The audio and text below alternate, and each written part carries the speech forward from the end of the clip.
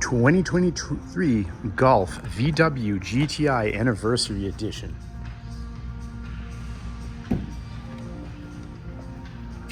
Ooh, I like those seats.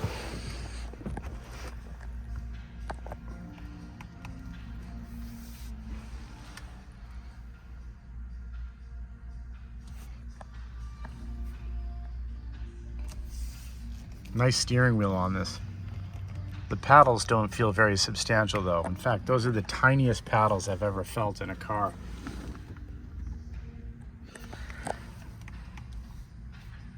Also, you can tell that whoever owned this was clearly a vapor. So that dings major points off of this thing. But I won't knock the model in general because it can't help that. Interesting infotainment screen on the sleeker side. I like that because in general, I wish cars didn't even have those. I would like to have this thing in a 6-speed. Let's take a look at the outside again.